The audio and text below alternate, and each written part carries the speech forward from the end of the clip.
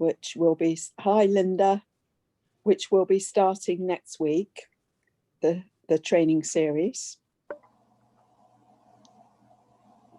Hello, Julia. Hi, Julia. Good morning.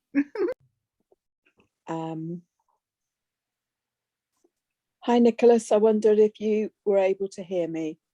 If you could answer to let us know.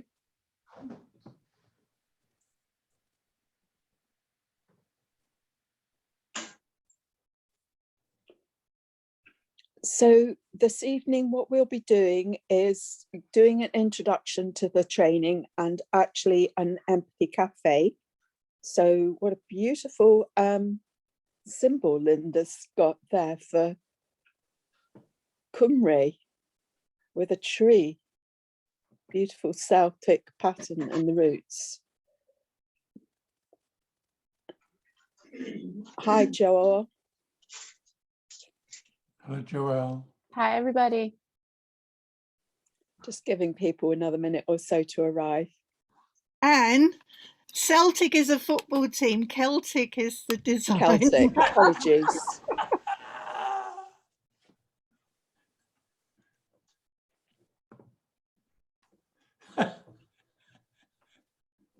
I'm not shaming or blaming, it's just pointing it out.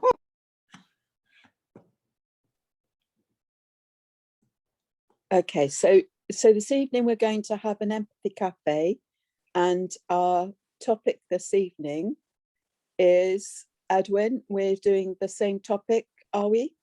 Of why we think it's important to have empathy circles, empathy in XR. Edwin, you're on mute at the moment. Okay, I just put it into the chat. Why is it important to spread the empathy circle practice throughout XR? Brilliant, thank you.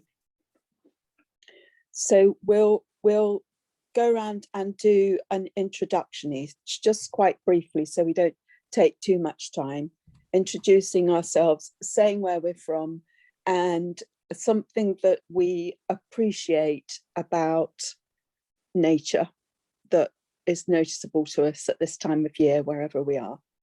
So, Larry, may I invite you to start? And then after Larry, Cecilia. I am Larry in Florida, and something I like about nature is we can't live without it. All the trees and the phytoplankton that produce the oxygen that we all enjoy with probably not even a thought. If we come to awareness of where it's coming from, we're not buying it. It's coming from nature. I love nature. We're all part of nature. Thank you. Thank you. And Cecilia, if you'd like to go next, and then after Cecilia, Joel. Well, I guess Larry said it all. But I particularly enjoy the bird songs today, and yeah,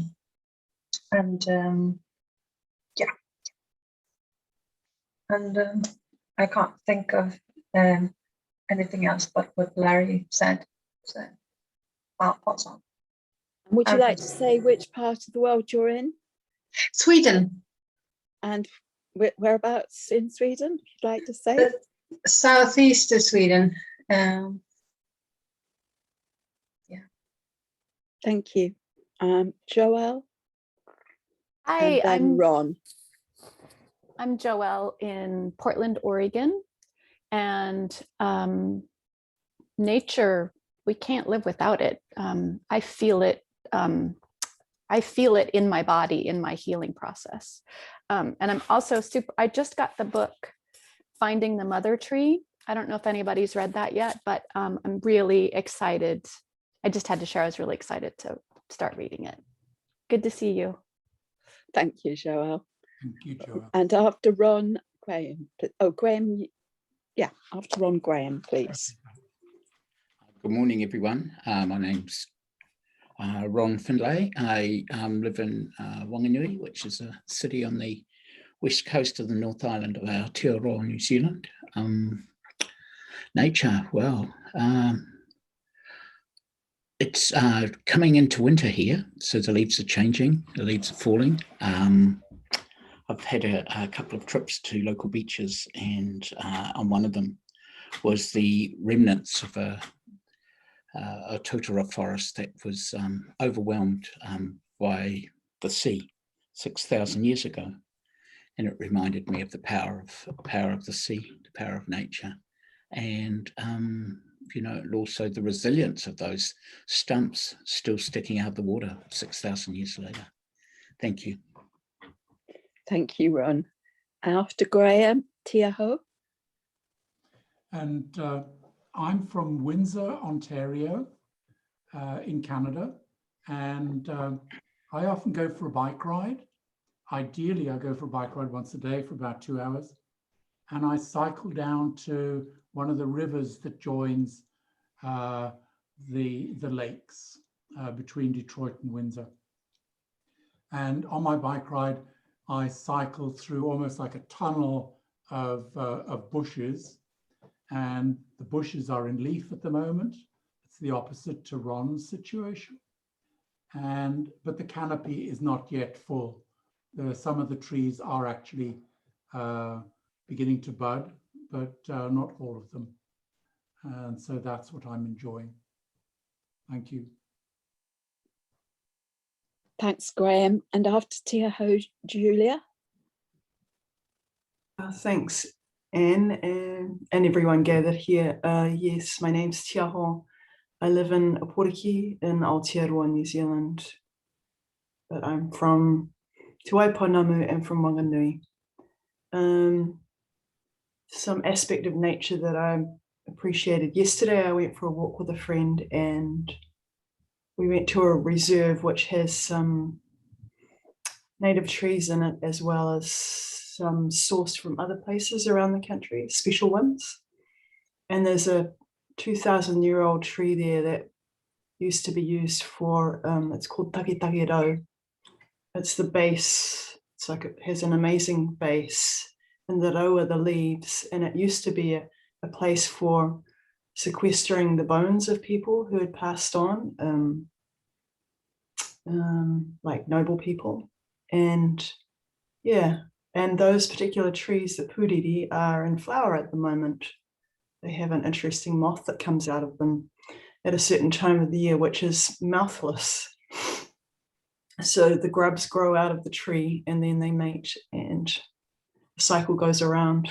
Anyway, it was yeah, a really lovely breathing in experience of being in those trees. Kia ora. Thank you, Tiaho. And after Julia, Linda. I appreciate a lot about nature. The view behind me is what I see from my back garden. There's a mountain range called Cadair Idris. I'm at the foothills of the Snowdonia mountain range. And I have a beautiful landscape garden in the front with raised walls, little raised walls with plants, mostly flowers in the front. A beautiful wisteria that's just about to open up its fragrant flowers. I have pansies, so many. And I'm planting lots of food to eat, like spinach and carrots, and I have greens and so many, cilantro, and you name it. When I can, I plant what I can. So I'll pass to the next person. Linda, after Linda, Edwin, please. What I'm particularly appreciating at the moment in nature is water. I'm in West Wales, by the way, so I'm surrounded by water. And I'm just appreciating its life force at the moment in many ways, from the seas and the rivers and the brooks and from the sky. Quite a lot from the sky too, right now. Thank you, Linda. And after Edwin, party scientist. Yeah, so Edwin in the San Francisco Bay Area, and I appreciate cherry tomatoes. The They kind of pop up all the time. You have to hardly do anything with them. I've got cherry tomatoes growing in the front yard and the back. And I harvest them. I have a little bowl in the front yard. And I just fill the bowl and neighbors come by and kind of help themselves. And little kids come and they start picking the cherry tomatoes and stuff. It's a lot of fun. Thank you, Edwin. And after the party scientist, Mark. Awesome. What a beautiful way to start the day. My name is Jacques. I am the party scientist. And what I'm really excited about is the interconnection between nature and community, and the intersection of these two, and how nature can really reinforce these deep, nourishing relationships in our lives. I live in a city and it's a concrete jungle and I don't know my neighbors, and I just feel like if we lived in more unity with nature, we would really have more of that community, and that's what I love spreading across the planet. Thank you. Thank you, Jack. And I didn't say who after Jack, did I? So Mark. Oh, I did, Mark. And then after Mark, Tina, please. Hi, yeah, so my name's Mark. I live in Wales, West Wales. And what I'm appreciating about nature at this time of year, which is spring, is loads of colours. There's loads of colours appearing in all of the flowers and plants, and yeah, and on some vegetables also that are growing. So yeah, thank you. Thanks, Mark. Tina. And after Tina, the person who's just joined us, iPad 2, would you like to introduce yourself? Thank you. Hi. After Tina. Yeah, so what I appreciate most about nature right now is just its power of coming back. Like everything is green, things are growing, like where there wasn't anything just a couple of months back. And I like to garden too, so one puts a tiny seed just in soil with water and it just gets huge and it feeds us. And so I'm very much in awe of that. And then one other thing that, I don't know if appreciate is the right word, but one thing that comes to mind for me when I think about nature is, so I'm in Vancouver, Washington, so United States, and I'm an immigrant.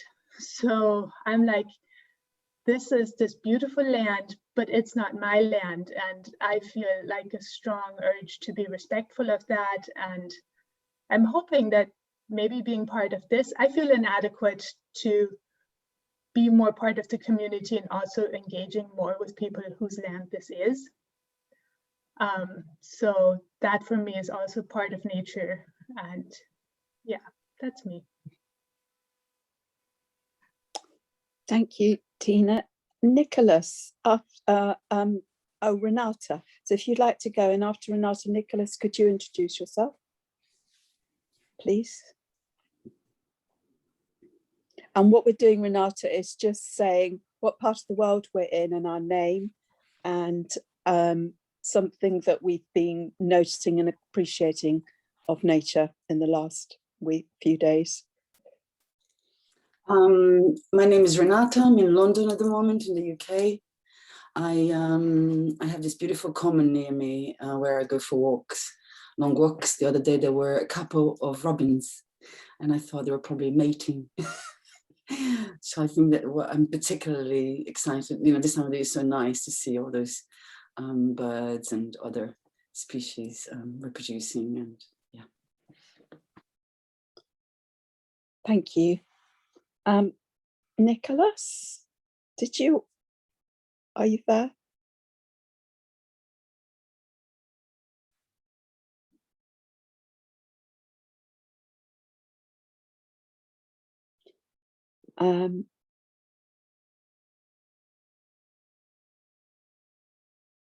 Okay, so I think have I missed anybody else other than myself? So I'm Anne Jordan, and I'm in Minehead on the edge of Exmoor National Park. I live near the sea and I usually swim in the sea, and each day, and it's just quite a meditative experience for me. And today there was actually a rainbow in front of the hill between, below the skyline. And the colours on the hill were remarkable because the spring leaves are out on the trees, and it's changed a lot in the last few days. So it was just beautiful. So that was me. One more to go to see if Nicholas would like to speak and introduce himself.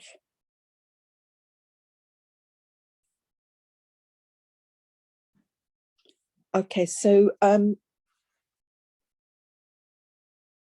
we'll split into breakout rooms in a moment.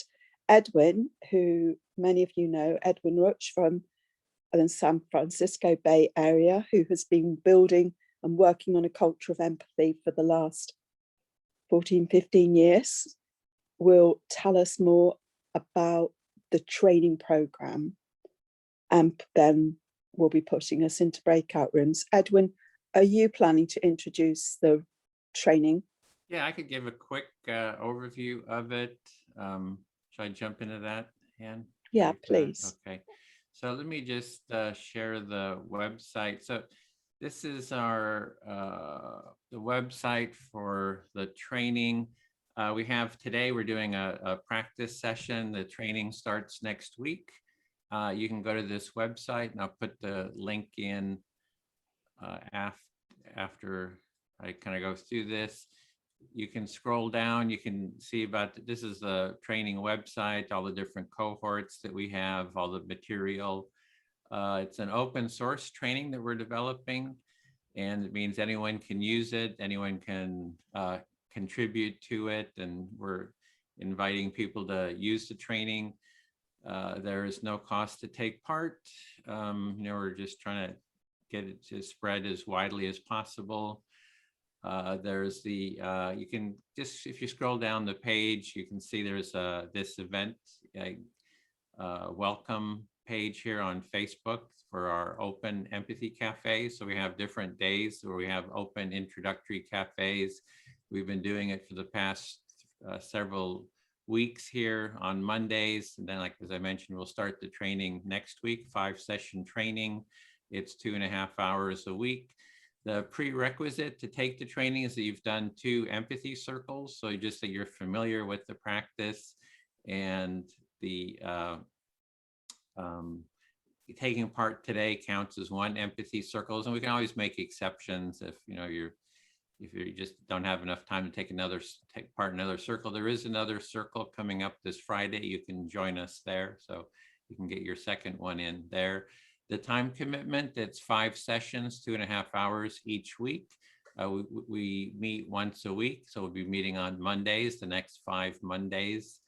And it's so 2.5 hours plus about half an hour each week with an empathy buddy call. You connect with someone else in the cohort. And there's a few other little things to do, like hold your own empathy circles, but those aren't required during the week. The training path, this is the training repeats. After we do the 5 sessions, there'll be a couple of open empathy cafes, and the training repeats. And you can take part in the training as often as you would like as a participant, and also become a trainee. So we're trying to train people to give the training. We have multiple cohorts that we're doing. This is the one on Mondays that is specifically for Extinction Rebellion. So we're trying to spread the practice throughout Extinction Rebellion. We do have a Empathy Circle XR Empathy Circle work group on Facebook, and there's about 1,000 people, 1,100 people in that group. And you can just scroll through, see the different sessions, each session, what we do in the sessions. There's a lot of practice. It's not real didactic. It's more actually learning how to facilitate an empathy circle, because we're trying to spread the practice as widely as possible throughout Extinction Rebellion. And it's already we've done a lot with Extinction Rebellion.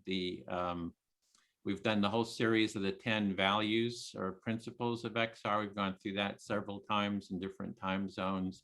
There's a lot of people throughout XR are using the practice in France and Australia, and just all over the world. Different groups are using it. So I just wanted to whip through that very quickly. And the website, if you want to check, I'm going to put in what our topic is going to be, but here is also the website that you can check. And then to sign up for the training, I'll just put the link in there. You can check that out, the cohort 13A sign up. So that's the cohort, put that in. Those are some links. So that's just a whirlwind tour of the training.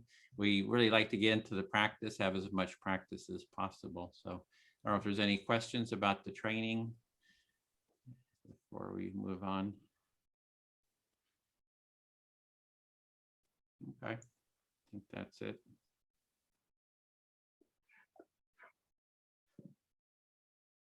Okay, thank you very much, Edwin. Do we have anybody who hasn't been to an empathy circle before here? If you could indicate, I think we probably do. Oh, thank you. Good, so we'll go through the method. I'll briefly introduce the method to you, but we have several people here who are experienced. So when we go into the breakout rooms, you'll get an opportunity to see the method in action before you'll have to have a turn. So you'll have it modeled to you. But basically, once we're in the breakout rooms, there will be a facilitator who's experienced at facilitating, and their main role will to be hold the time and let you know when your time is up, and ensure that people do get a fair number of turns each. There are 3 roles that you will yourself be taking at different points of the circle. At one point, you will be the active speaker when it is your turn. And when you're the speaker, not really the active speaker, when you're the speaker, you choose an active listener, whoever it is that you would like to listen to you in the circle. And the role of the listener is to reflect back to you in their own words what it is that they've heard and understood of what you have said during your turn. And they do that without changing what you've said, without adding anything, without interpreting, criticizing, judging, solving your problem, or anything like that. They will simply reflect what it is that they've heard and understood back to you. And that will include the words, but also if they can clearly sense something of how you feel, they might say, I sense that you're really happy about that, or very sad, or whatever it is.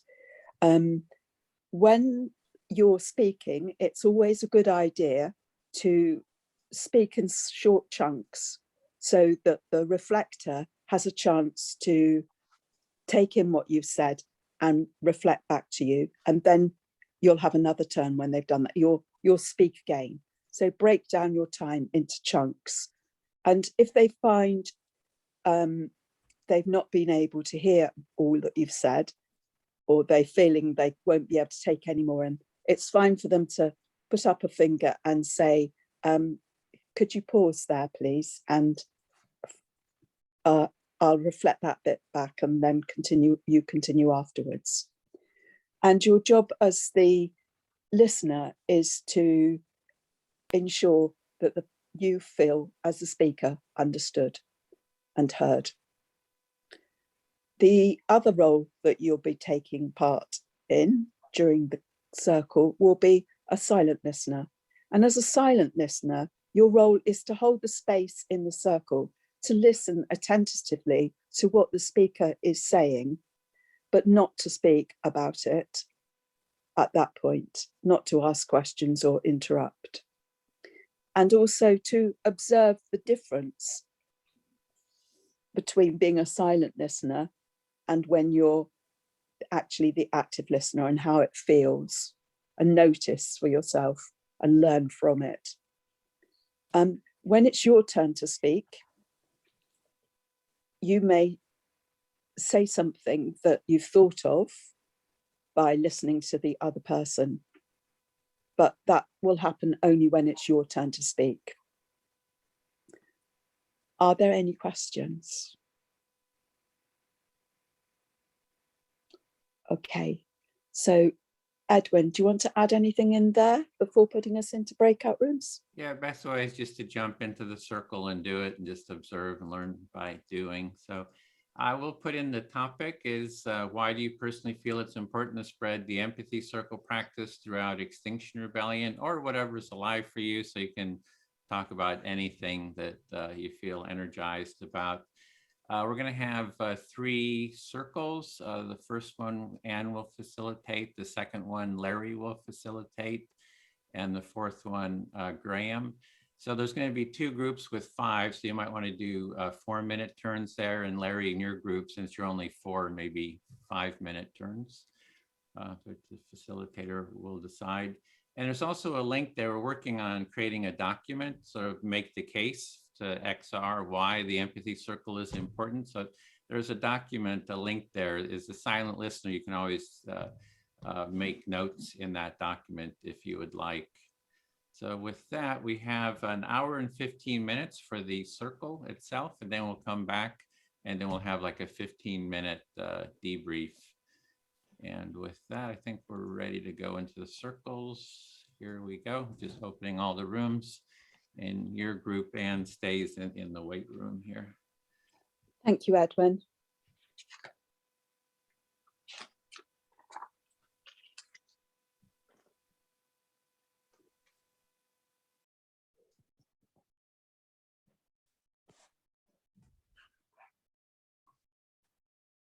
Yeah, so that's 5 of us.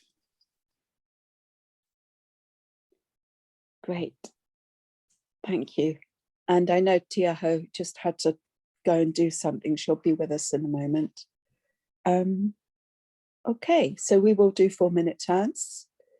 And Cecilia, you've done the circles before, haven't you? And Joelle, you haven't. Is that correct? Yeah. Okay. So, Oh, it's just forward. Somebody dropped out. Not sure who. Tiaho, I expect she'll be no, back. she was actually, she'd been assigned to a different room, but someone else in the transition was supposed to be 5 here. But anyway, this is us. Okay. So, in order for Joelle to model the process, Cecilia or Edwin, would either of you like to go first?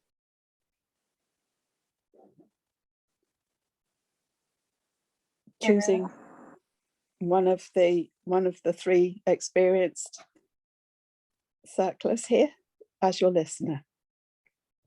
Shall I start to speak and choose? If you'd like to, yeah. And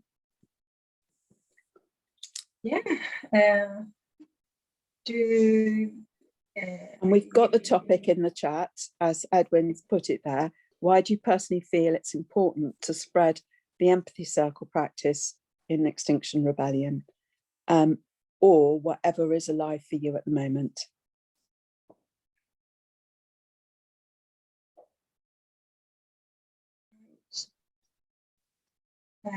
Joelle, do you feel up to it, or shall I ask? If you could choose Edwin or myself, so that Joelle gets a chance to observe it being modelled. Anne, do you want to listen to me? Love to. Right. And I could and speak. When time is up, I will hold up my phone to indicate that your time's up. And if you could just nod or catch my eye so I know that you've noticed, and then I'll put it down. Okay, yeah. Cecilia, I'm all yours. Right. I find it it's really important with the empathy circles. I enjoyed the last time because I realized that it could help us to listen in a more attentive way to each other.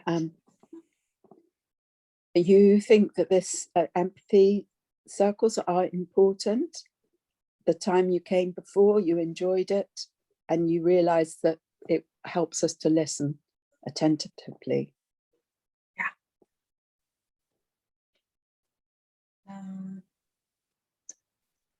I have a small climate group where I live, and we are from different organizations, and I think we could benefit greatly from these trainings.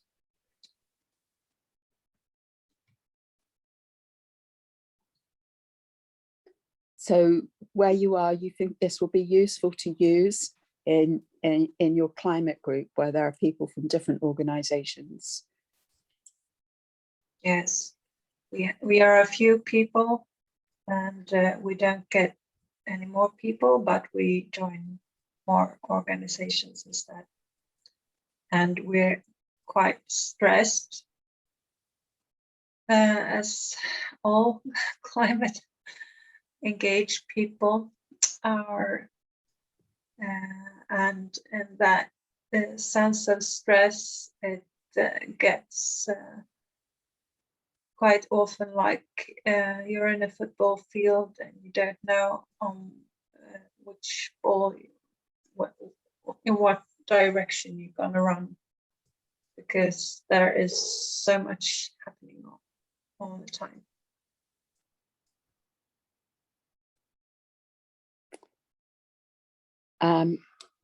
Although this is quite a small group, and you're joining in with other organizations, you feel that generally the people are getting quite stressed, as anybody is who is engaged with the climate issue. And it feels a bit like your analogy I found interesting, of being on a football pitch and not knowing what you're going to have to do next, because things are changing all the time, and it is stressful and causes tension. Yeah. Our politicians just launched a new aviation stretch to Frankfurt in September, and we have been criticizing those plans before the outbreak of COVID, and going through the economy, going through the climate situation, and yet they want to pull this off.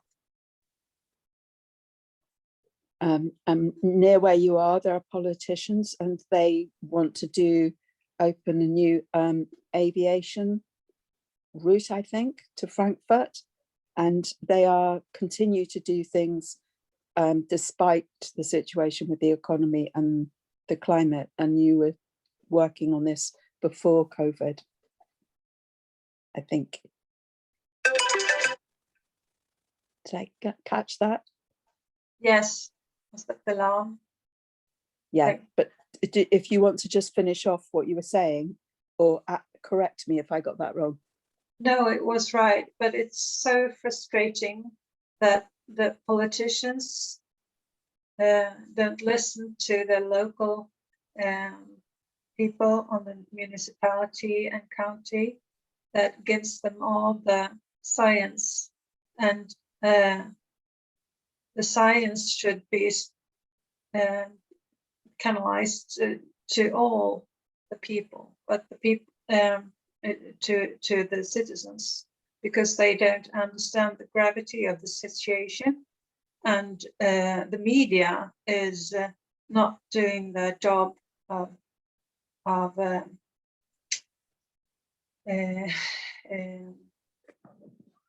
interrogating the facts and spreading the facts. They are in fact sort of commercializing for Okay. their industry. So you find it really frustrating that politicians don't listen to people, the people in locally who are giving them information about the science, and the media aren't interrogating, aren't actually doing their role of challenging the politicians, and people aren't being given the scientific information that they need to understand the situation. Right, thank you. Thank you, Cecilia. So, Edwin, would you listen to me, please? Listening.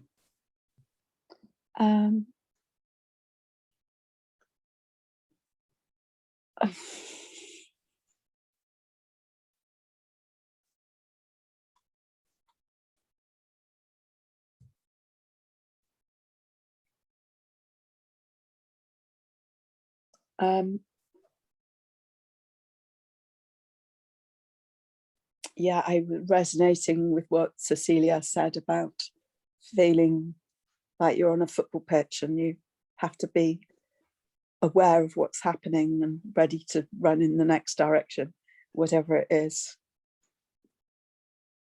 And I feel guilty that I'm opting out. I'm not as well informed as I should be.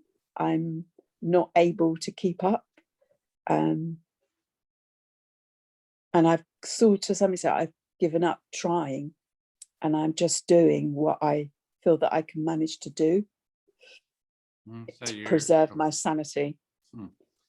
So yeah, you're identifying with Cecilia about being on a football pitch and which direction to go, what to do, and sort of maybe the confusion or of being there, and that you're feeling guilty about not being as informed as you could be, and you're just trying to do what you can to just focus on some aspect. Yeah, it feels like the only way forward is to do this in a way that is sustainable for myself. Mm-hmm. So I try to find, I'm constantly trying to find that balance where I can be effective and useful and survive. Yeah. And kind of cope with the pressures of it. Yeah, so you're just trying to find a way that you can cope with the pressures that are there so that you can survive and just maintain functionality and do what you can. And I think, do as much yeah, as you can. and I think that this empathy circle process, which I came across while in Extinction Rebellion, is a potential way for us to optimize how we can communicate effectively and also get supported in that process, so that we can act whatever area that we can act in it more effectively. So you're seeing that the empathy circle can be a way of sort of grounding yourself and become more effective, not get so overwhelmed. And you see that can be sort of an effective way to move forward. And not just for myself, I see that it has value for others, in Extinction Rebellion. If we, learn to communicate better and more effectively, not only with each other, but with the communities and the wider world that we're trying to create change in. Yeah, so it's not just a way for you to stay more centered, grounded, take care of yourself, but also for XR and for the larger community as well. So it has benefits in all those areas. because we have to grow this movement, or in order to deal with this crisis, we need more people on board. So we need to connect with more people and connect effectively. So you're And seeing that's it as my a way of, you're seeing it as a way of, if you want to grow the movement, grow XR, the environmental movement, have to connect with more people. And this is a way of creating connection through empathy and listening and empathy circles. Thank you, Edwin. I feel heard. Okay, I speak to Joelle then. Hi, I'm listening. Okay. Yeah, I was hearing what Cecilia was saying about different directions to go, sort of the confusion there. And I do think that the empathy circles is a way of getting grounding, a way of connecting, and a way of getting centered. And, you know, it takes time to get heard. And so I think this is an important piece of that.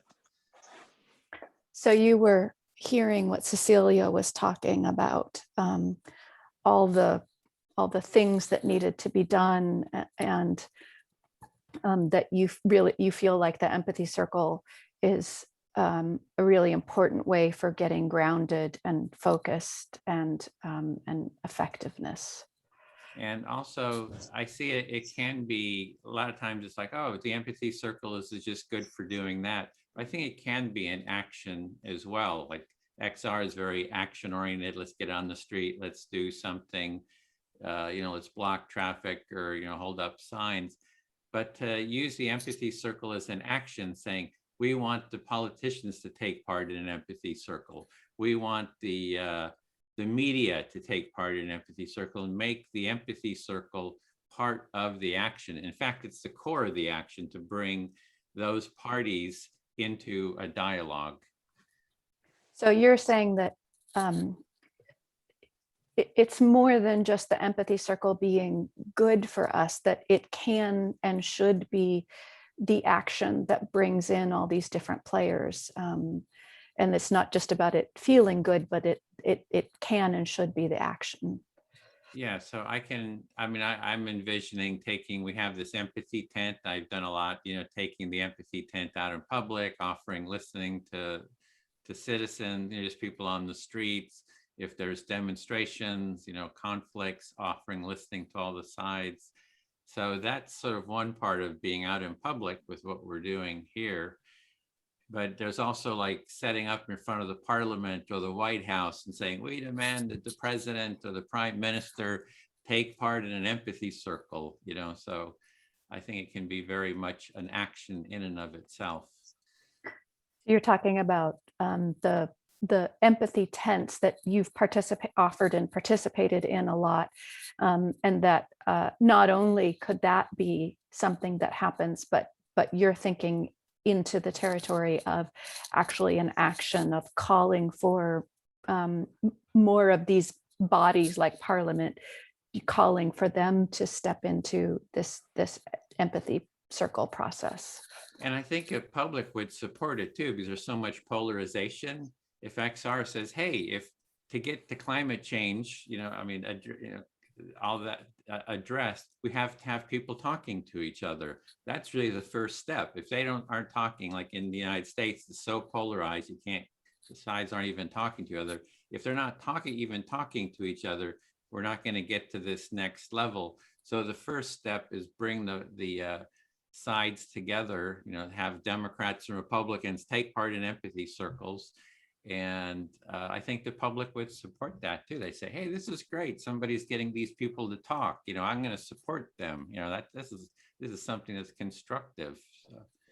So you're really seeing how this needs to be offered, especially in the United States, with things being so polarized, and bringing the public into this, and that this is really the first step that needs to be taken. Sort of the central thing that needs to happen. And it's definitely needed I feel fully heard. I'll come back to it.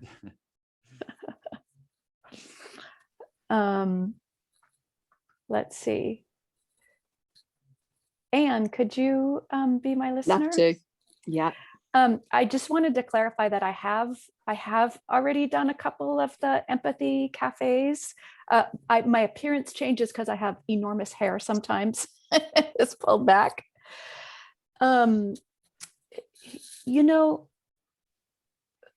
what's alive for me right now is actually a little bit of anxiety about connecting in this empathy circle process. So you like to sort of correct my assumption. You have actually done a couple of empathy circles before, and you know, you also spoke about your hair varying a lot. Sometimes it's big and sometimes it's not.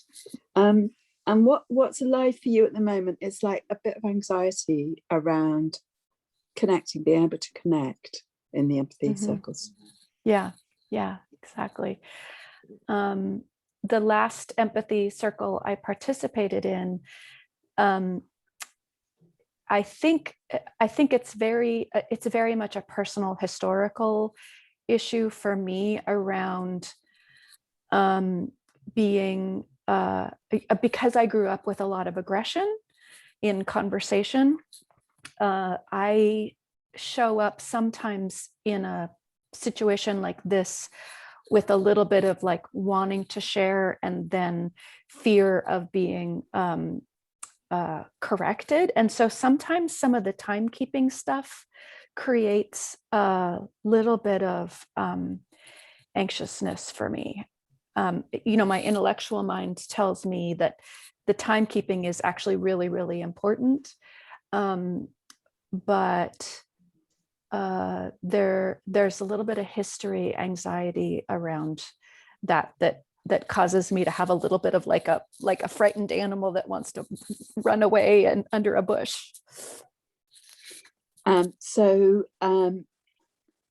You're talking more about this issue of where your anxiety sits, and you've got some kind of, due to some the aggression around when you were a child, you've got some anxiety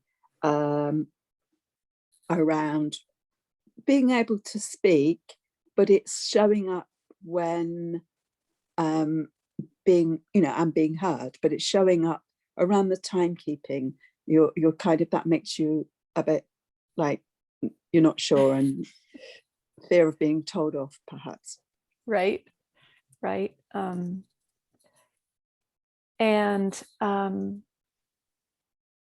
It just, but what that teaches me is that if I'm to offer this and share this with other people, I think what I bring to it in my own process is that awareness of how vulnerable we can be, how vulnerable people can be when we ask them to share with us. Because of my own vulnerabilities, I feel like that's also a strength that I can bring to the process of being able to hold other people's vulnerability with some tenderness. So you're observing how what this actually teaches you, and having that awareness yourself, it just shows you that it's possible that there other people will be bringing vulnerability with them when they're in this process, and that if you want to use this to connect or to spread the process, you need to be yourself careful to hold that and have that awareness for yourself. Yeah, thank you, Anne. Yeah, thank you. I feel fully heard. Thank you. Thank you, Joelle. Okay, that was your time. Okay, so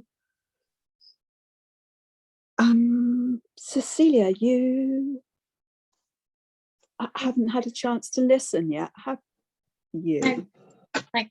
So would you listen to me, please? Yeah, I'd love to. Okay, we'll set the time.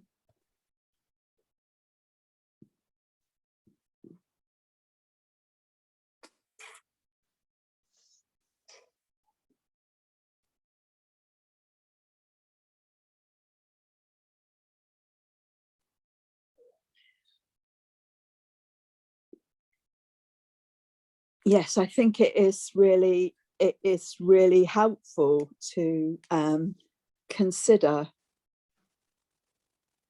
and to look at those bits where we individually might find the challenges, because as a facilitator, it's good to understand and have that kind of awareness of how it might be for others. And I've certainly learned for myself that I've learned a lot about my own being heard, being listened to, and how it's changed that and my ability to speak. I paused because I think I was following a train of thought that wasn't very easy to follow. Thank you. But I grasp that you, as a facilitator, you happen to really it's enriching to know the challenges, the difficulties with that can be in sharing with others in order to learn more about the process. And from your own experience, it has developed how you feel about sharing and the way you speak. Was that correct? Thank you, Cecilia. And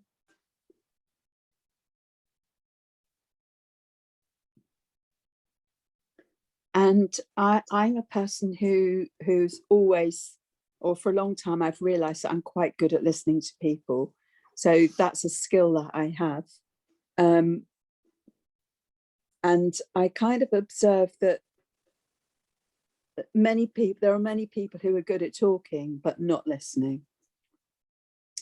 And so they're more skilled at speaking than at listening. And it's challenging for them. It's more challenging for them to listen and to be able to reflect. It comes more naturally to me than to many people. You have always been a person that is good at listening. You've always been a listener, and an interested listener. And many people are prone to speaking a lot and are less talented in listening. And so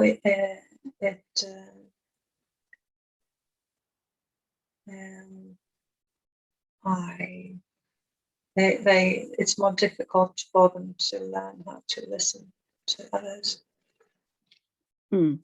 Thank you. And so I think that is actually, I just summarize my time, but that is one of the reasons that I think it's important to spread this practice, so that the people who talk a lot can learn about what people hear, what people have understood, and they have lessons to learn in that, which are then useful for Extinction Rebellion. It's of great value to Extinction Rebellion to help people who are like to talk a lot, what is actually is perceived by others when they speak. Thank you, Cecilia. I feel fully heard. So it's up, you choose whoever you'd like. I'll ask Edwin if you want to. I find this so interesting, and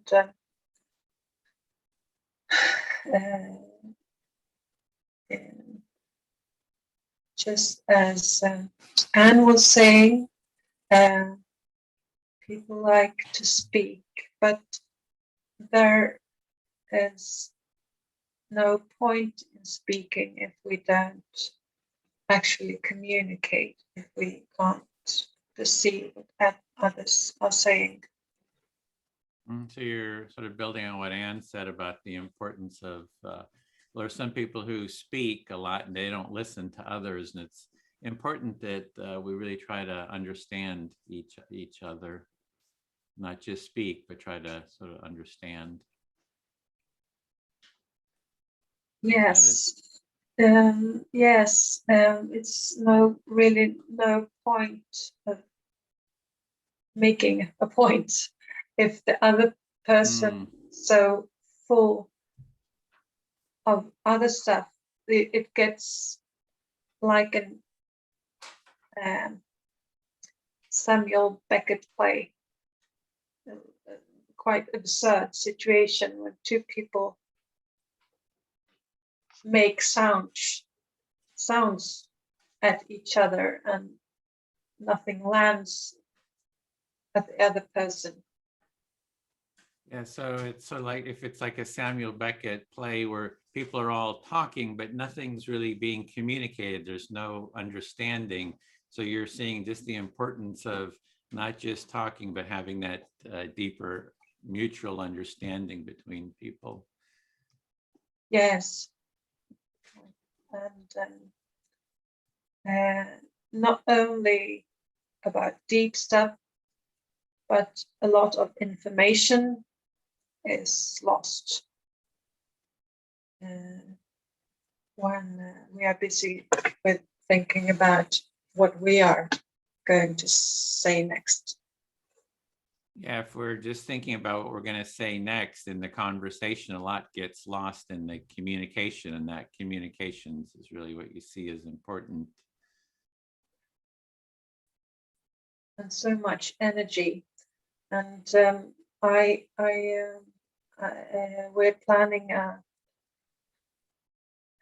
camp at the West Coast to perhaps have a workshop and use Empathy Circle Training in order to, as a tool of making a better action, to really communicate better in the planning, that the ideas of the participants can fully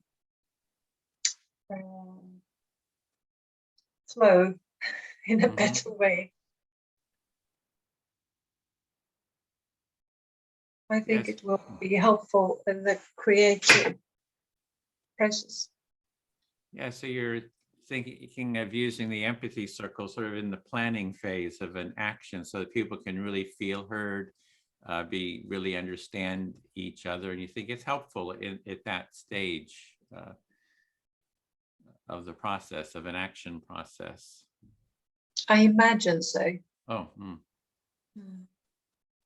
But when we're a lot of adrenaline and stressed and overwhelmed with ideas,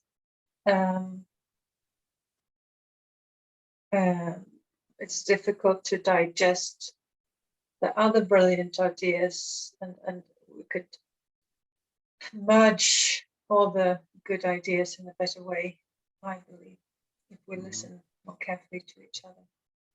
So you're saying that when at different phases, if there's a lot of stress, a lot of anxiety, a lot going on, it's hard to kind of hear each other. And you're thinking if we can just hear each other, or you can hear each other, that you'll be able to get all the good ideas, hear the different good ideas and work with them and integrate them better. And yes. you think that you're sort of imagining that. You're not sure, you haven't tried it yet, but you're sort of imagining that could happen. I imagine. Thank you. Okay, speak to Joelle then next. Okay, so yeah, what was coming up was about the timekeeping. And I think that ties in with what Anne's saying about everyone being heard. You know, there's people who are better at speaking. They're just used to sort of maybe dominating the conversation. And that's part of the timekeeping, is making sure that everyone sort of has their time, sort of a relative equality of time to speak and feel heard. So you were thinking about the timekeeping and people that can tend to dominate or tend to listen better, and that it's really important to manage that everyone gets a turn being heard. Yeah. Empathy circles are good for introverts. It's like introverts get a space, you know. It's like my brother's a real introvert, and you know, when you speak to the introvert, they have to reflect back, and so it kind of helps prime the pump, you know, for them talking, and then they have their time to speak. They know they're not going to be interrupted, so it's good. Yeah, it's good for introverts. Empathy circles are great for introverts, kind of like your brother, and you use the term like priming the pump, like it helps get that person to share and take up some space, and this is a guess, but that you get to hear. There's some value for you in getting to hear what's going on with them. Yeah, and I think I'm a bit of an introvert too. Yeah. So it's good. It was good for me just to not have to fight. You don't have to fight for the attention, right? So in groups, there's a sense of fighting for the attention. And I know when I don't get heard, I get more and more tense. And then when I finally get heard, I have to fight for it. And then it comes out with the real aggression, you know? So I don't have to have that, you know, that tension. I know, if I just wait long enough, I'll have my turn, my time to speak, and then I feel a bit calmer, you know, while I wait. So you're recognizing that you also have some introversion in you too, and that in other non-empathy circle type situations, there's kind of a fight to be heard and to take up space, and that by the time perhaps you get to say your piece, it kind of comes out with more energy or force or angst, because of that tension and that fight. Yeah, exactly. And then the other thing I've noticed too is that when a group comes together and has that time limit, you know, you do that for a couple hours or a couple times, and you can almost do away with the time limit later down the line, because people have sort of integrated it. It sort of gets integrated, like, oh, this is what we do. We share the time. And so I've seen where especially in longer circles, almost that the turn taking kind of drops away, and it's sort of like embodied. The awareness, the sensitivity to giving everyone space becomes sort of just embodied. Yeah, so you're seeing how the timekeeping is especially important in the beginning, but that there's a learning and embodiment as that group goes on, where the timekeeping almost can be loosened or not as necessary, because it becomes sort of a learned, embodied part of the process of the group. And the last piece here is about what Cecilia is saying about sort of the anxiety and stress and all the planning, and even in actions, you know, being out on the street, it's very stressful. You're kind of pushing into an uncomfortable space. That doing an empathy circle at that point is sort of grounding. It's like, oh, let's just, I see that is sort of, it's a way to kind of get grounded, and it kind of resolve. It's just being heard, even sharing your stress. Hey, I feel stressful about this, is sort of a grounding piece too for that. Yeah.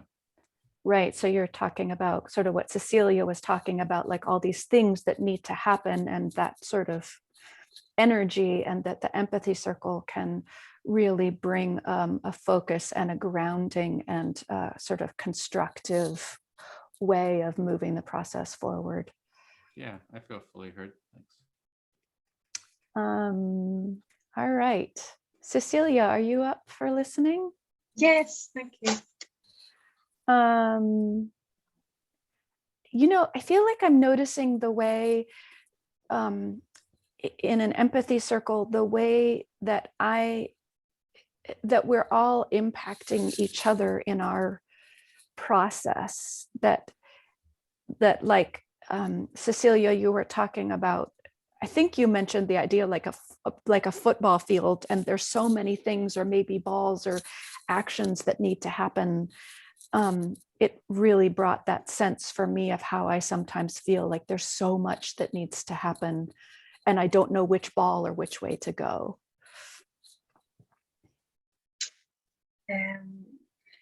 I believe you are saying that the interaction in listening to each other and what we hear from each other brings forth, and I don't know if it's the right word, but associate and feel strongly how thoughts move throughout this group, perhaps, and how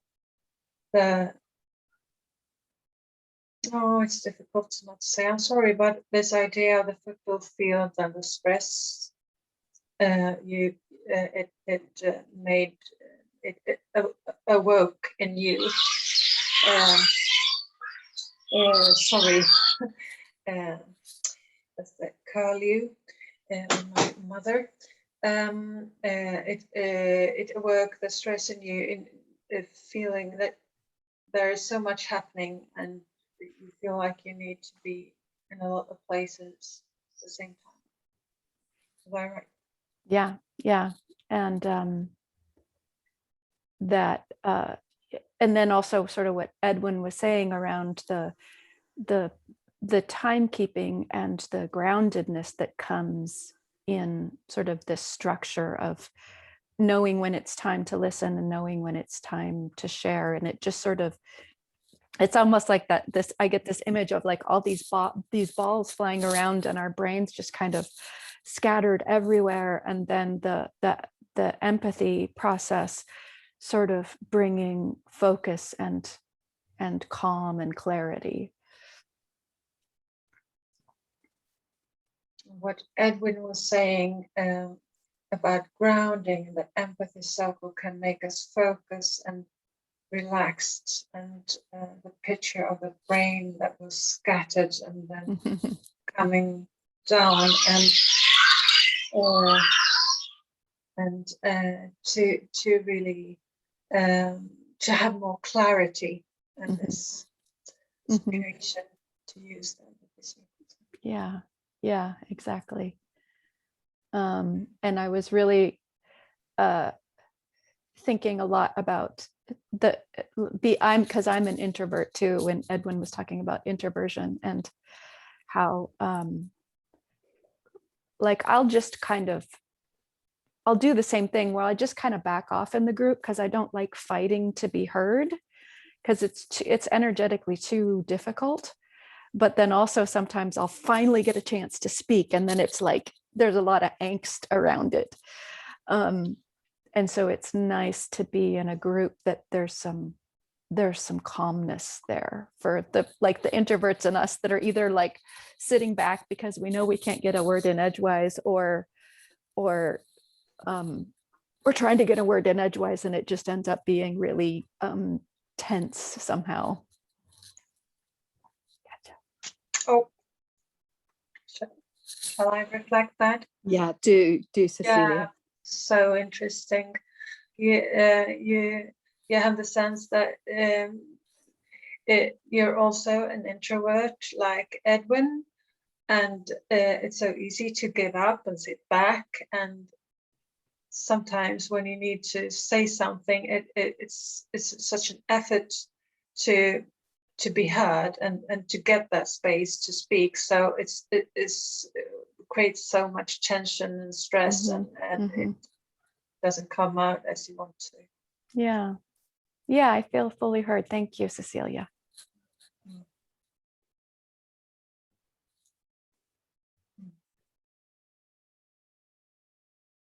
So I think we've all had a couple of turns now. Let's have a 1-2 minute break so we can stretch, have a rest from translating, rest our eyes, get a glass of water, whatever we need to do, and we'll be back in.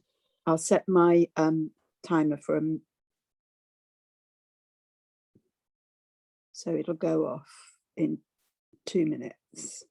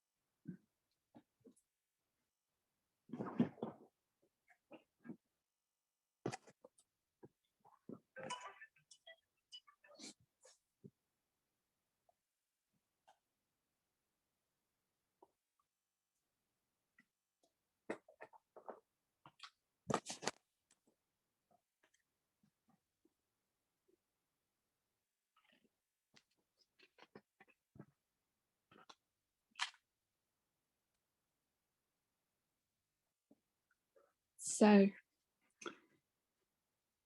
thank you. So, Cecilia, your turn to choose whoever you'd like. Feel free to choose who you'd like to have listen to you. Right. Joelle, do you want to listen?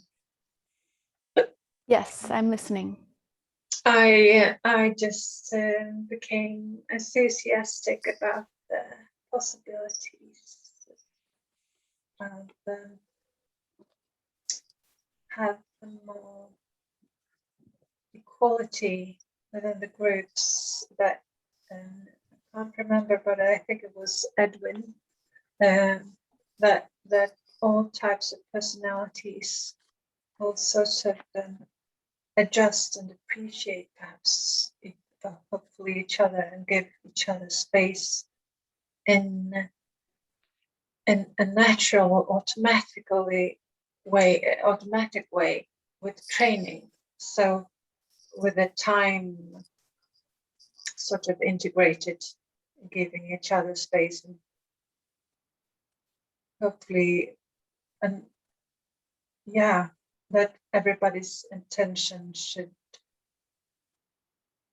give everybody space in the end with some training, and it seems lovely. So you're noticing an emerging kind of enthusiasm, excitement about this type of group that provides for some equality and with different types of people and personalities, where it provides that equality and ability. Everybody is able to share and take part. That people with sort of that all different personalities within a group could, with training,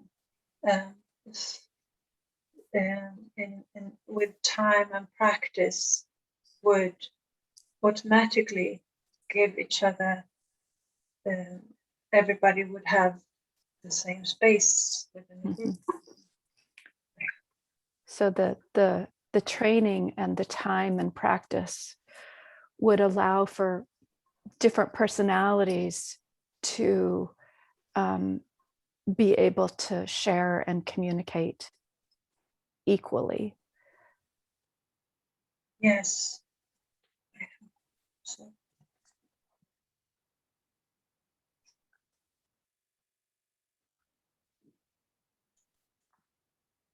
There is so much knowledge within people, and sometimes the one who has who speak the least have perhaps the best ideas, and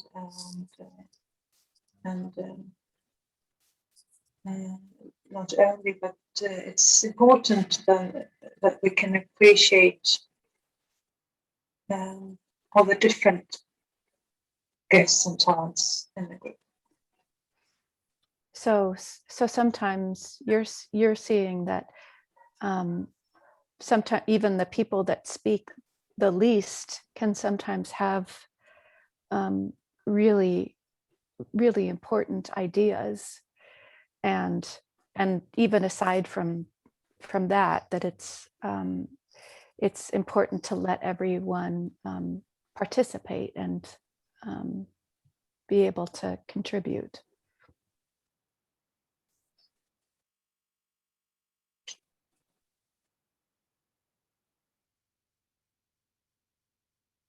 It is so easy to follow the ones that speak the most, and it becomes informal hierarchy. Mm-hmm. I can't pronounce it. That is difficult to pinpoint and to deal with. And thank you, my counsel. So you're seeing how the people that speak the most and kind of take up more of the space end up becoming the people that get followed, and it becomes this almost informal hierarchy that almost like we just don't even consciously realize how it's happening. Thank you.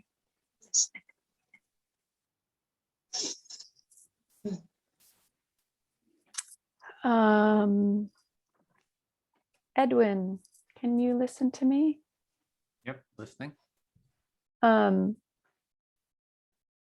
Yeah, I really like what emerged when Cecilia was talking about that idea of how without an empathy circle, there is this sort of, yeah, just what she said, this informal hierarchy of who takes up space and whose ideas may be seen as more important, and how I think a lot of that for me sometimes has almost been unconscious in sort of seeding importance in that way. Mm-hmm. So you're building on, or you're seeing what Cecilia is talking about, how in a group, there's a hierarchy gets formed in terms of who gets heard, whose ideas are important, whose ideas are acted on. And that can kind of happen at a, subconscious, almost a unrecognized sort of level when you're sort of just thinking about that.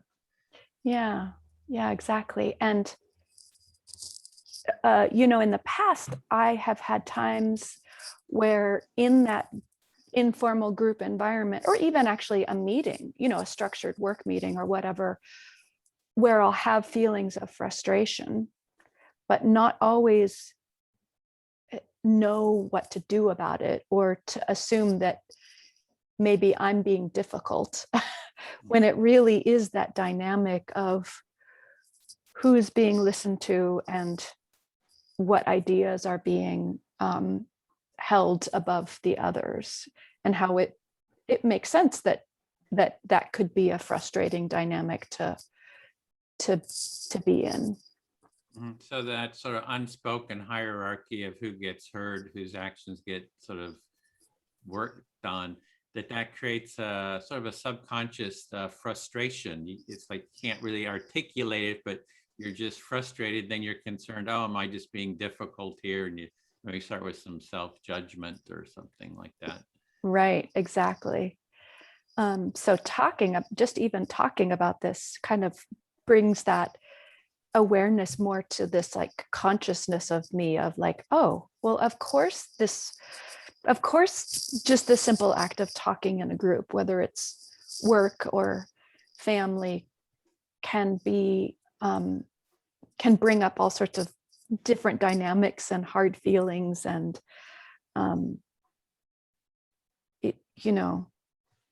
when you're in a group with other people talking, a lot of stuff is going on that we don't always know how to put our finger on. Yes, when you get together in a group, there's a lot of stuff happening that it's hard to sort of name and put your finger on and express. And it brings up all these different feelings. There's a lot of subconscious stuff going on, the underlying dynamics. Right, exactly. Yeah. And then if you take an organization like XR, where and also sort of what's going on in my community around anti-racism work, there's an elevated sense of urgency. And so I could see also where that intensity has even more of a push or strong feeling around it for people. Yeah, so you've got this sort of unspoken hierarchy dynamics happening, but then you add the layer of high stress, like in Portland, like what's going around racism. Right. That's just adding a whole nother layer of energy and unspoken stuff that's going on and stuff to be worked on, maybe. Right. So it just makes this empathy circle process seem just exactly what you were saying, so central to what needs to be centered in all of our work. So it's making the importance of the empathy circle, you're seeing the importance of the empathy circle to bring into that kind of a dynamic, to like how important it is, and kind of makes sense, like, hey, it's important, I see why. Yeah, thank you, Edwin. I feel fully heard. Okay, speak to Anne then. Yeah, Edwin. Yeah, that's what I see as the empathy circle, is as a foundation. If you, like any kind of organization, exactly what Joelle is talking about, there's all this stuff going, but to have the empathy circle and the sort of the energy and the dynamics at the foundation is really important for helping to address all those different energies that are going on. So what I'm hearing is that how important you see the empathy circle is as a base foundation for how when an organization is sort of setting up, or how it operates to address these different issues. Yeah, and then the empathy circle also becomes sort of like a baseline or a fallback position, that you're out in the field, you're relating, and then something blows up, some stresses come up, or you don't feel heard, that you can then say, let's go back to the empathy circle, right? It's sort of the fallback. It's the backstop, in the baseball, I guess, is like, or whatever, it's the foundation that you can always go back to. You don't have to be using it all the time, but you have a fallback position to kind of clean up any sort of issues that do arise. So you see that if we've got this sort of inbuilt as a foundation of the way we operate together, that then if, for example, if you're out on an action and there's a situation, or there's difficulties with communication or stress, that it would be easy to go back to that baseline and, okay, let's have an empathy circle and just reestablish that connection and way of working, and then carry on. from there. And I'm hearing from other groups where it's like, hey, we need some mediation, can we, and it's like, I'm asking me to come in and mediate. And or there's people who, there's a lot of conflict with them in some of these groups. And it's like, let's sort of clean up the mess, but there's no foundation for it. It's like you have to kind of bring all these tools in when there's a big mess. Whereas if the foundation was already there, that there's an agreement between everyone that if a conflict comes up, we agree in advance that we're going to bring it into the empathy circle. And if you want to be in this group, that's the agreement. It's not, and so to lay all this out as a foundation I think will help a lot. So I hear it's like almost that you see this as being set into the way a group works together, and an agreement of that's the way that the group works, rather than waiting till there's a problem and there's no foundation on which to fall back. So if you set it up from the beginning, there wouldn't be the need to clean up messes in that way, because when there's a problem, you can come back to that base, that framework that you have, and use the empathy process to deal with anything. Because already with even you have the empathy circle process, it's like a lot of pain still comes up. Like, it's not like, hey, this is all going to be great and wonderful. It's still a lot of shit comes up, but at least you got sort of a foundation, for dealing with it. And if people trust the process, do the process and get comfortable with it and trust it, like way before the big conflicts come up, at least it gives you a better chance to be able to address those conflicts. So what I'm hearing is that you really feel strongly that if groups can develop a trust in this process from the outset, then there's hope for them to be able to work with any difficulties and tensions that of course will come up, because they do, and they will. And empathy circles can hold that. They don't stop the pain, but they provide a way for it to be held. Yeah, I feel very heard. Thank you, Anne. Thanks, Edwin.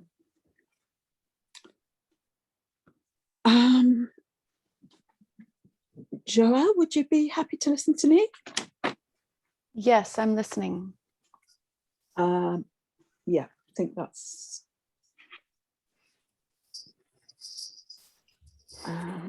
okay. Oh,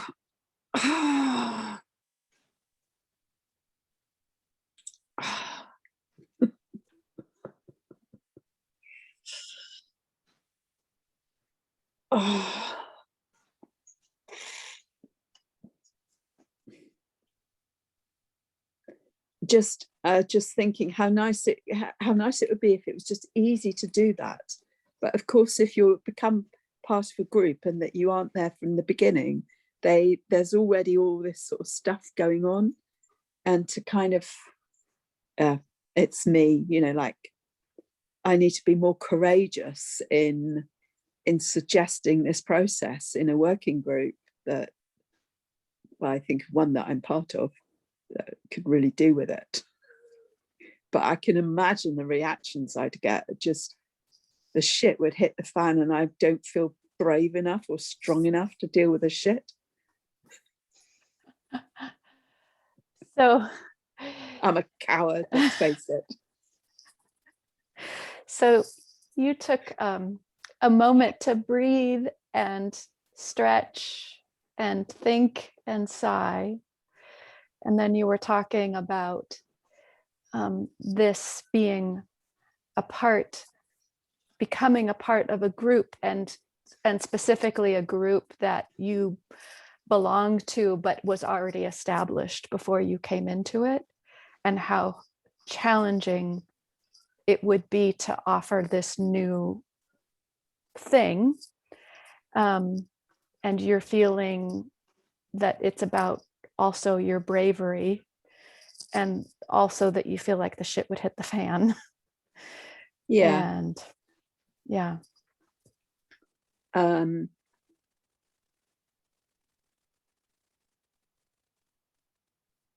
think I did it in a group that I was in before in XR UK.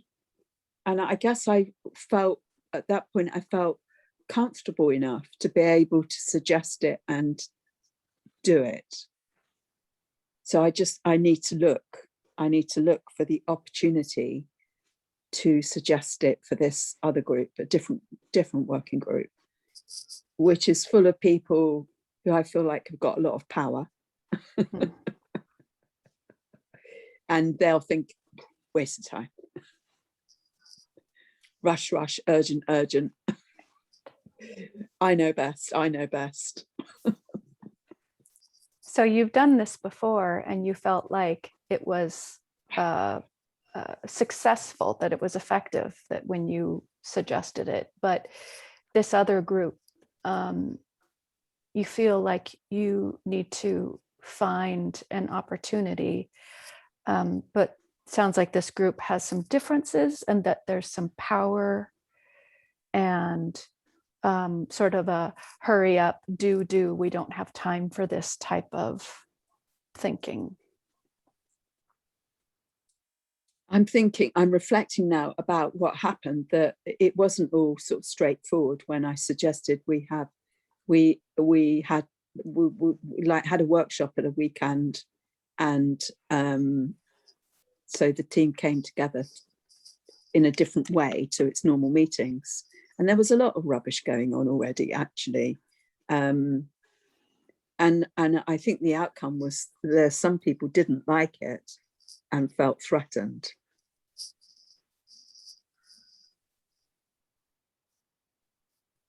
But it did create change.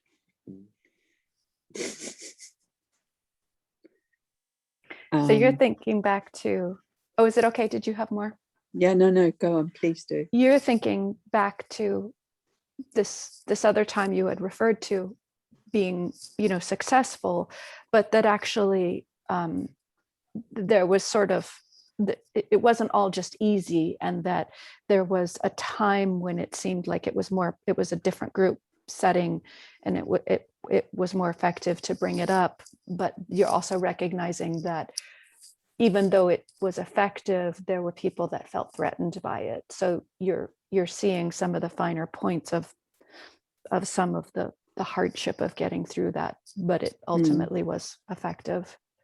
And some of the people who didn't like it were people who were operating with, had accumulated too much power, and they didn't like it.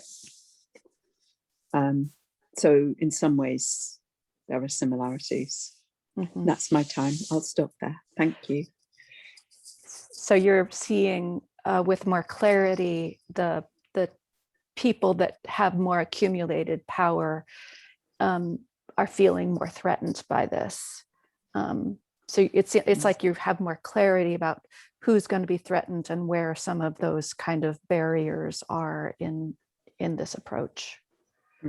I need to keep thinking about this and see how I can make it work. Thanks. You're going to keep thinking about this to see how it'll work. Okay. Thank you. Cecilia. Yes.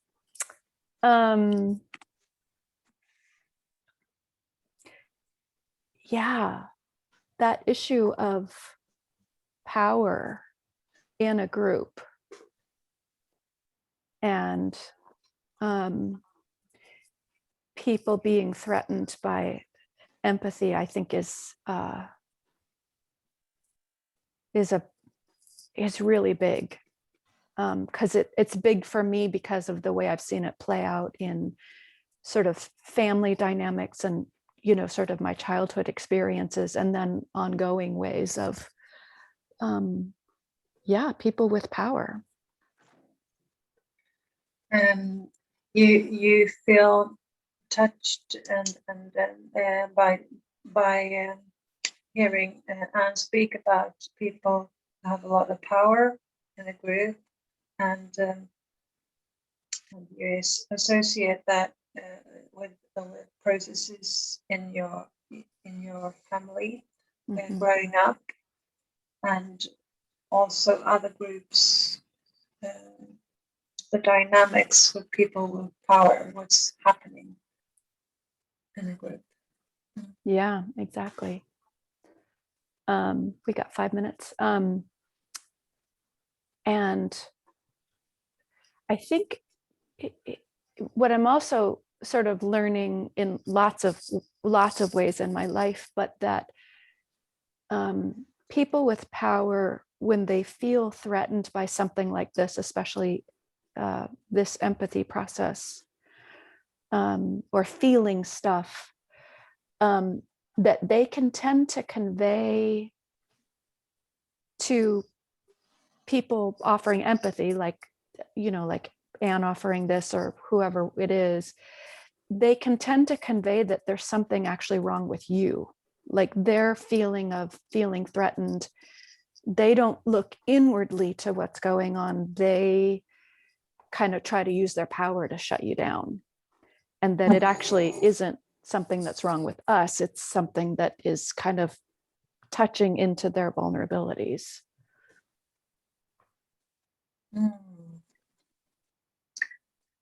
Have the subject of empathy can be very threatening to people who have a lot of power, because it touches their vulnerability and can make them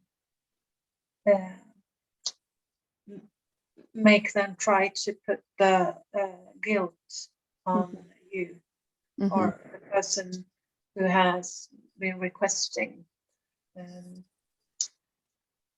try to make you feel like a bad person, right? Causing trouble.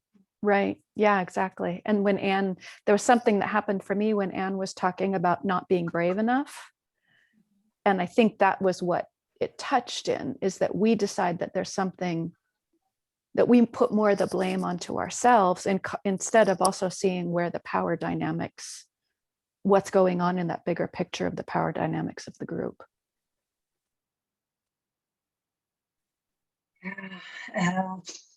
You felt touched by the situation that if we muster up that bravery to take up the issue, that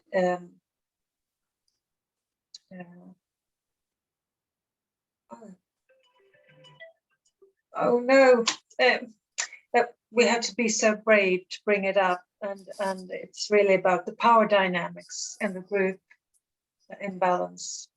Yeah, exactly. Thank you, Cecilia. I feel fully heard. Thank you. So how many minutes? We got one. Only have Edwin, about before. 3 minutes, or actually 2.5. Yeah. So is there, before we go back to the main room where we'll be able to share what we've taken from this, is there anything we'd like to share in this group before we go back together? Is there anything anybody would like to say or add? I really enjoyed the conversation. It's just a lot of really insightful things that have come up, especially around power. Just thinking about the power dynamics is something sticking with me. Yeah, I feel like every time I do an empathy circle like this, there's this unexpected sort of something new that percolates up for me, that I take away, that I kind of think about, and it just generates so much good stuff for me, and I appreciate it.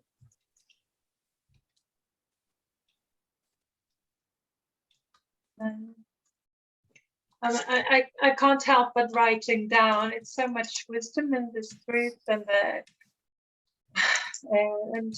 we might be the same kind of personality, all of us, and to find the boldness and not to, when saying this, perhaps it's a kind of othering of the powerful ones and diminishing ourselves, and to fill up the space and say, hey, this will make this group more effective. Yeah, I found this a really interesting conversation too, and really echo what you've each said, really, that it is surprising what comes out, and the richness of the conversation and that we've shared together in this way and doing it in this way has enabled all those little bits to come up, and they feel like there are lots of sort of treasures, golden things that are going to continue to grow. Thank you all. Especially in this context of XR, because I feel we can apply this too. There's a lot of insights I'm getting that I think we can apply. So I closed the room. We've got 40 seconds. Do you want to remind us again about them taking notes into that document? Or were you already doing it, Edwin? I took some notes. Okay. And also, in terms of the debrief, I thought any insights on why it's important to spread empathy circle practice throughout XR, and will people be taking the training? Because I know Joelle, I think Celia, you just signed up for the training, or was that you? Or no, I forgot. Oh, somebody else, yeah, had signed up. I think you're from Sweden. I found it a bit, or did I? I can't remember if I did. Someone with the same name in Sweden, though. They said they're in Sweden. All right. I did not it. You. Are you in Sweden? Yeah. Oh, okay. Yeah. Yeah, if you could post your email there too, so we have a... So welcome back, everybody. Edwin, may I just check in with you? Was someone else going to do the debrief part? Had you organized it? We didn't have that. We didn't have. I could do it if you want, or it's okay. I just wondered if you'd already arranged with. We hadn't. No, we hadn't really scheduled anything. Anybody just itching to do it? Larry, Graham? Otherwise, I'm happy to. I'll be happy to do that. Thank you very much, Anne. Okay, over to you then, Graham.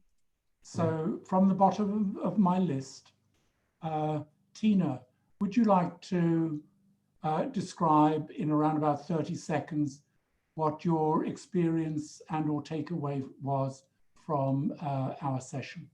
And if you'll be taking the training, just wanting to confirm if that starts next week. So that would be great to know.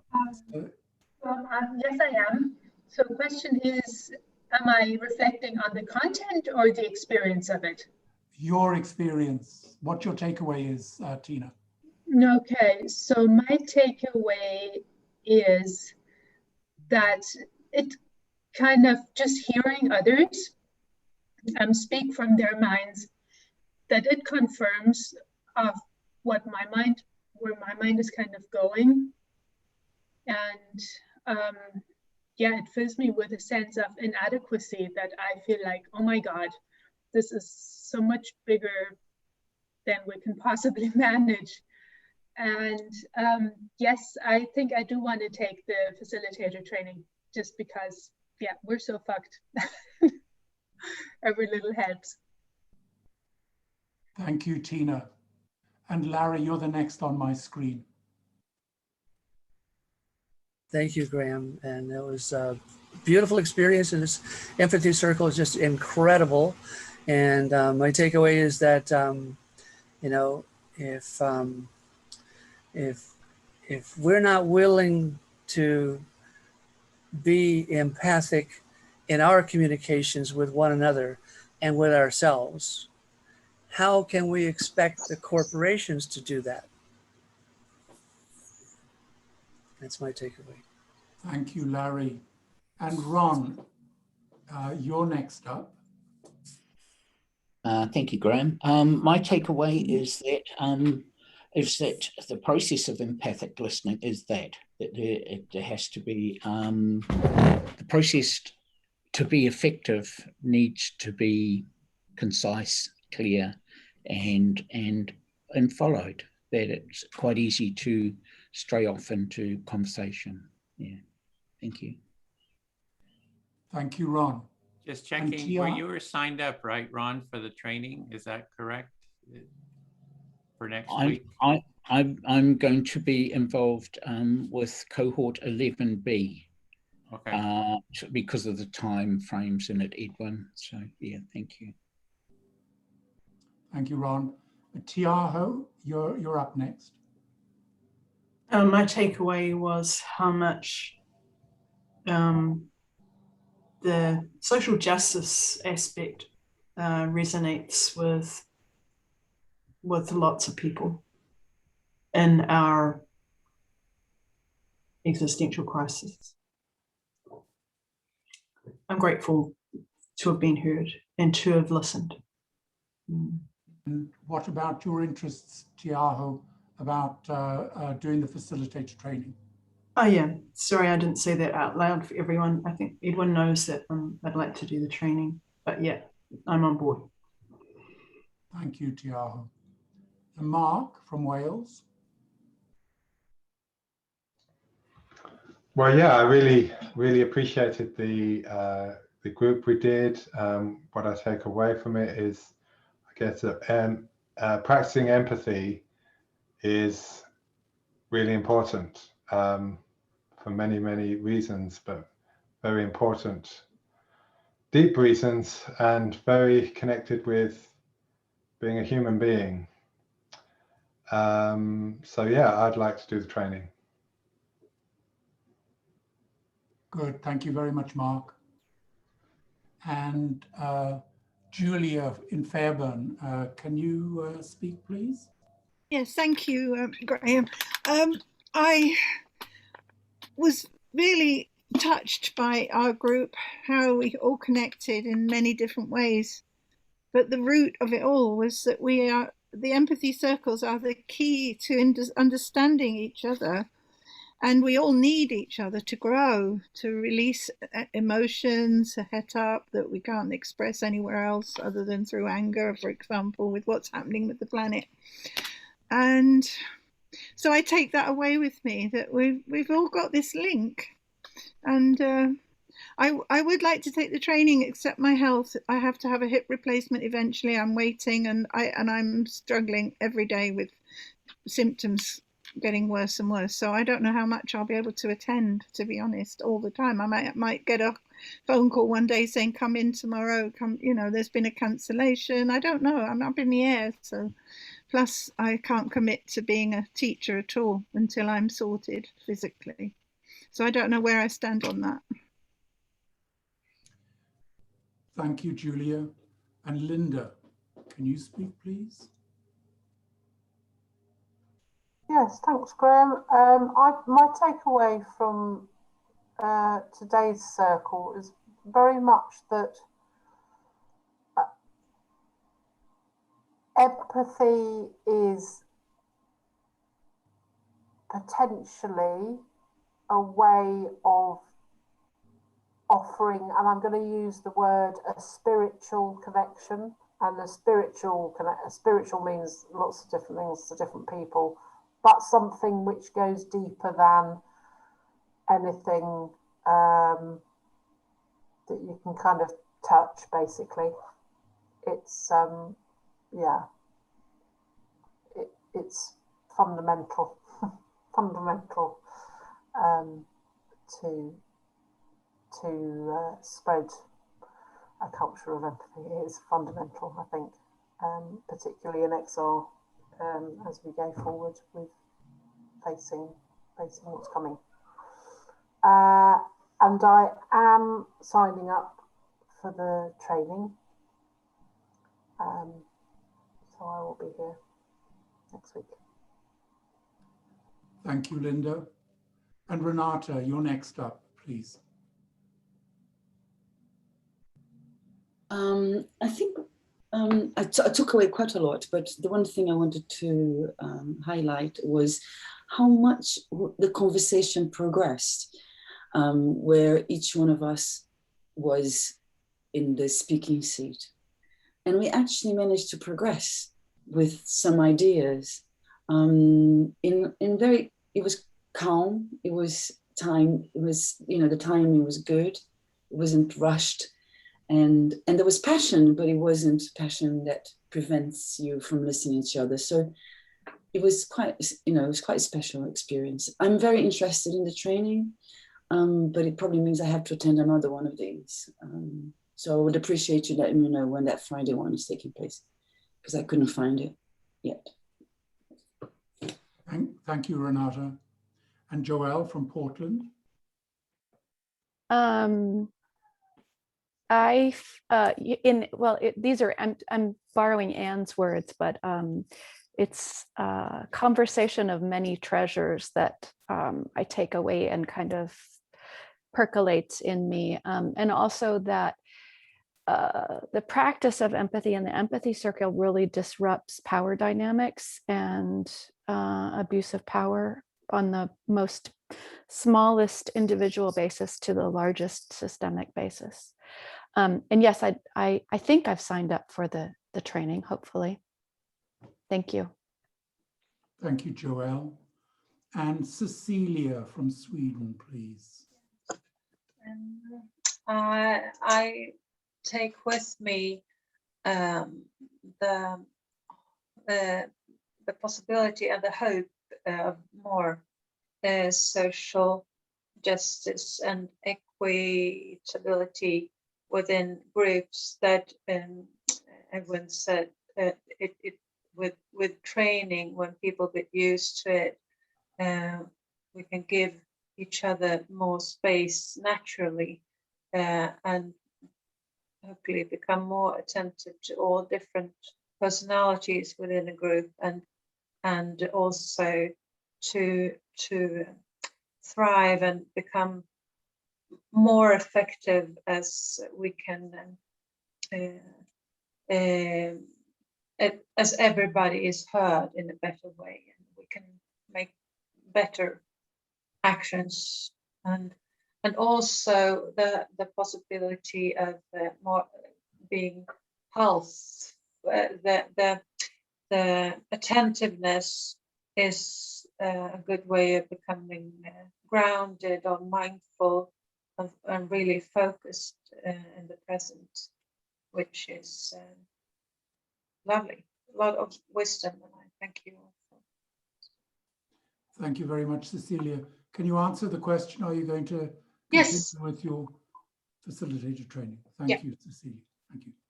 And Anne, you're up next. Thank you. So does Cecilia leave? Yes. No, Cecilia's still No. Okay. Still there. I was trying to find the link to an empathy cafe on Thursday morning for, no, it wasn't Cecilia who wanted it. It was Renata, wasn't it? I'll pop it in a minute. And for me, I really enjoyed our circle, and it was really interesting hearing what was bubbling to the surface from the four of us.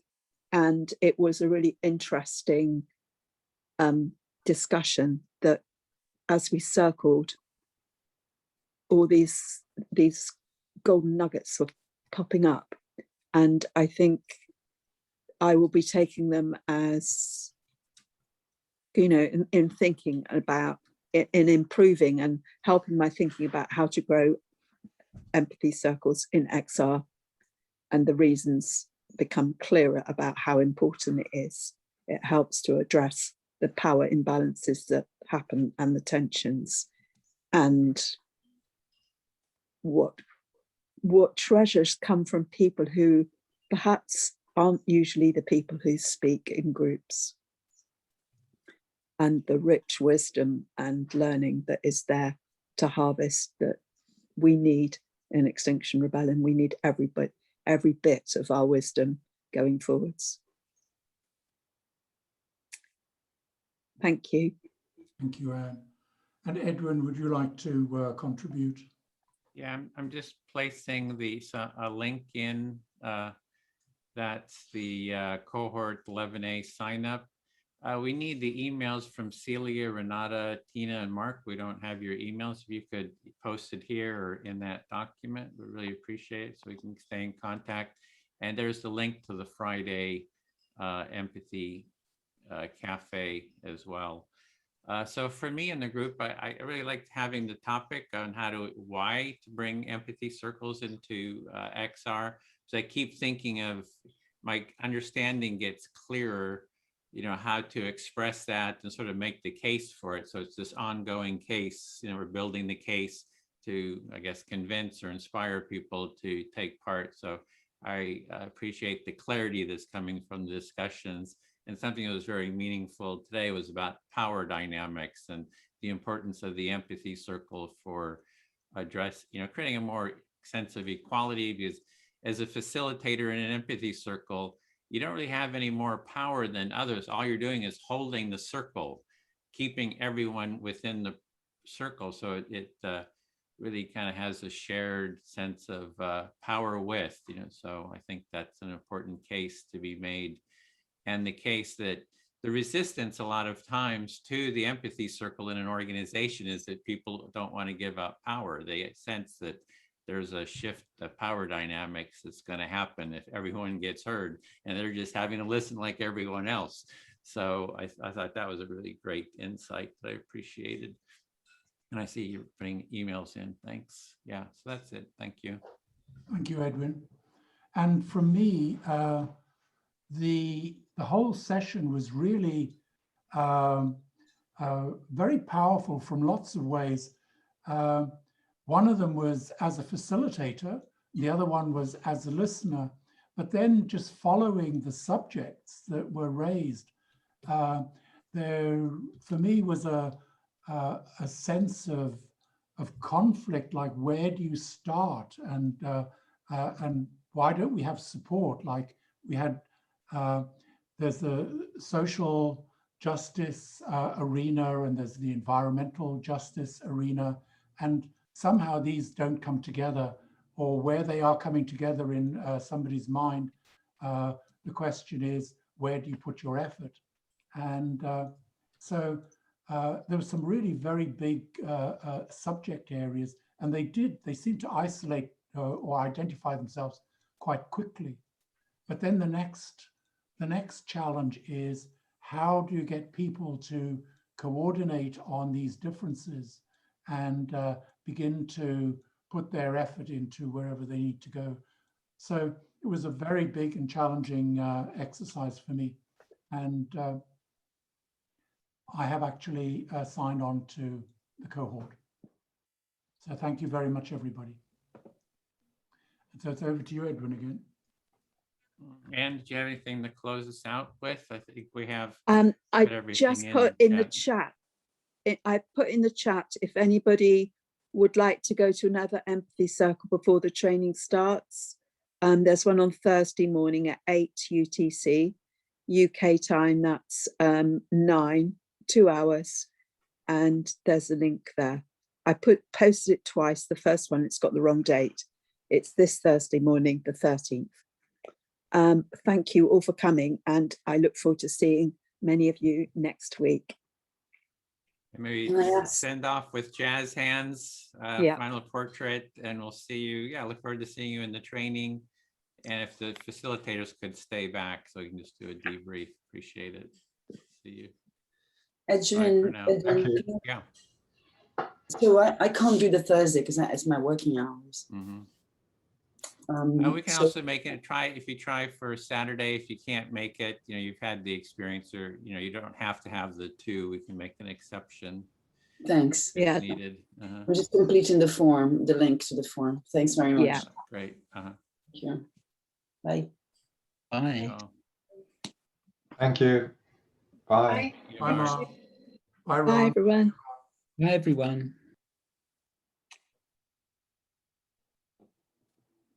Oh, let me stop the recording.